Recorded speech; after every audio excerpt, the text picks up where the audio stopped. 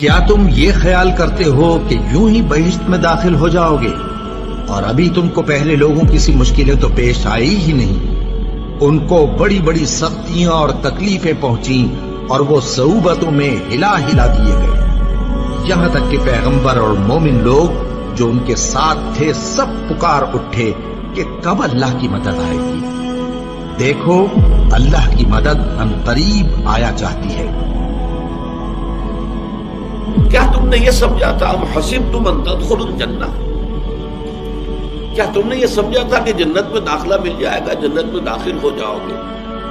ولما یاتکم، ابھی تک تو تم پر وہ باتیں آئی ہی نہیں، وہ کیفیات، وہ امتحانات، وہ شدائد، وہ مصائب، وہ ابتلاءات آئے ہی نہیں۔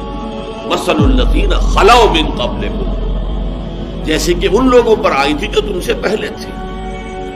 مستھم البأساء، انہیں گھیر لیا آ کر سختیوں نے۔ سختیاں ہر طرح کی ہو سکتی ہیں، لیکن خاص طور پر باسا کا لفظ آتا ہے فقر اور فاقہ، بھوک کی سختی، والضراء، اور تکالیف، کہیں کوئی زخم لگ گیا ہے، کوئی چرکا لگ گیا ہے، کہیں اور طرح کا، کہیں کوئی صدمہ پہنچا ہے، تو چاہے وہ ذہنی تکلیف ہے، نفسیاتی تکلیف ہے، یا یہ کہ وہ جسمانی تکلیف ہے، وزلزلوا، اور وہ ہلا مارے گئے، گویا کہ ان کو اچھی طریقے سے اللہ تعالیٰ نے آزمایا، جھنجھوڑ ڈالے گئے، زلزلوا، جھنجھوڑ ڈالا، حتی یقول الرسول والذین آمنوا معہ، یہاں تک کہ کہہ اٹھتے تھے وقت کے رسول بھی اور ان کے وہ لوگ بھی جو ان کے ساتھ ایمان لائے تھے، متی نصر اللہ، اللہ کی مدد کب آئے گی؟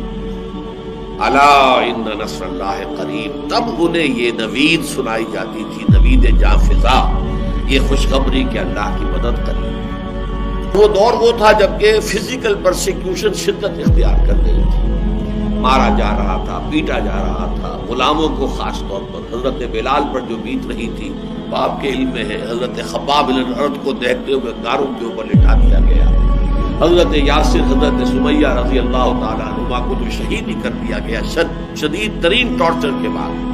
تو یہ جو حالات تھے کہ جن سے اہل ایمان دو چار تھے اس وقت، تو کچھ لوگوں کے دلوں میں کوئی اشتراک پیدا ہو گیا، ارتعاش سا پیدا ہو گیا ان کے اعصاب میں، اور حضور کے پاس حاضر ہوئے۔ یہ بخاری شریف کی روایت ہے، اور اس کی راوی کون ہے؟ خباب بن الارت، جن کے ساتھ وہ واقعہ پیش آیا تھا کہ ننگی پیٹھ انہیں دہکتے ہوئے انگاروں پر لٹایا گیا تھا، کہ وہ پیٹھ کی کھال جلی، اس کی چربی پگھلی تو اس سے وہ انگارے ٹھنڈے ہوئے۔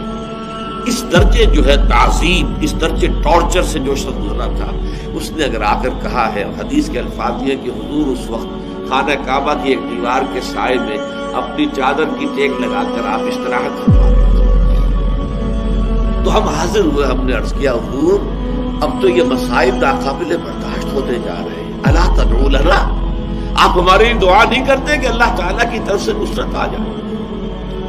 تو حضور نے بھی کچھ اظہار ناراضگی فرمایا، آپ اٹھ کر بیٹھ گئے اور آپ نے کہا خدا کی قسم تم بہت جلدی مچا رہے ہو، تم سے پہلے کے لوگوں پر تو وہ مصیبتیں آئیں جو تم پر ابھی آئی ہی نہیں ہے۔ تم سے پہلے جو امتیں تھیں جو ایمان لاتے تھے رسولوں پر، ان کا تو یہ بھی ہوتا تھا کہ زندہ آگ میں جلا دیے جاتے تھے، یہ بھی ہوتا تھا کہ لوہے کے کنگھوں سے ان کی ہڈیوں پر سے ان کے گوشت کو کھرچ لیا جاتا تھا، یہ بھی ہوتا تھا کہ ایک گڑھا کھود کر ایک آدمی کو گاڑ دیا جاتا تھا اس میں، اور پھر اس کے سر کے اوپر آرا رکھ کر چیرنا شروع کرتے تھے اور پورے جسم کو دو حصوں میں تقسیم کرتے تھے، لیکن پھر بھی وہ ثابت نظر رہتے تھے تو تم تو جلدی بچا رہے ہو۔ خدا کی قسم وہ دن آ کر رہے گا کہ ایک سوار صنعاء سے حضرت موت تک سفر کرے گا اور اسے سوائے اللہ کے کسی کا خوف نہیں ہوگا، لیکن بہرحال وقت لگے گا۔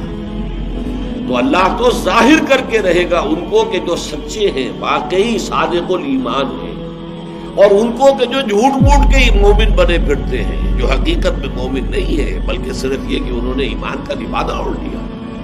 اللہ تو لازماً ظاہر کر دے گا کون حقیقتاً مومن ہے اور کون منافق ہے، یعنی جو جھیل نہیں سکتا، جو تحمل نہیں کر سکتا، جو برداشت نہیں کر سکتا، جس کی ہمت جواب دے جاتی ہے، جو پیٹھ دکھا دیتا ہے، جو پسپائی اختیار کرنا شروع کر دیتا ہے، پھر وہ مومن نہیں ہے، وہ منافق ہے۔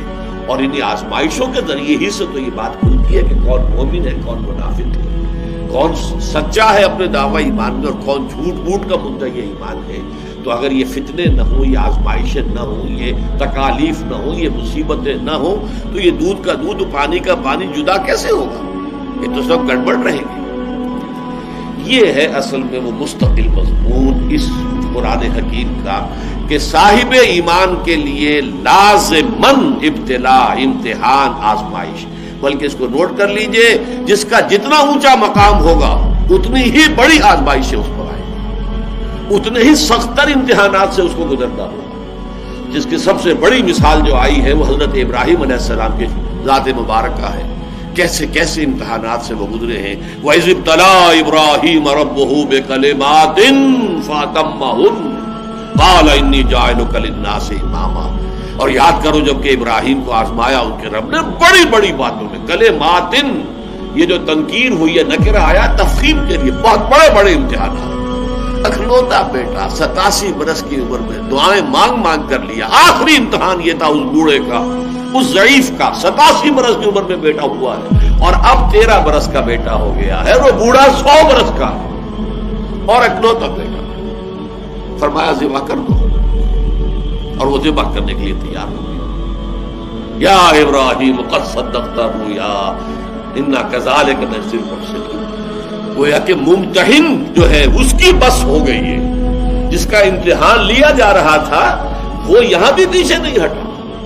آخری جو ہے ممتحن کو کہنا پڑا ہے اے ابراہیم بس کرو، بس ہمارا امتحان پورا ہو. تو یہ امتحان اور آزمائش جو ہے یہ گویا کہ سنت اللہ ہے، یہ اللہ کا قانون ہے. اور اس میں جو جتنا اوپر جائے گا اتنے ہی سخت سے سختر امتحانات جو ہیں اس حساب کا پیش آئے گا. یہ گویا کہ اٹس دی رول، یہ قانون ہے.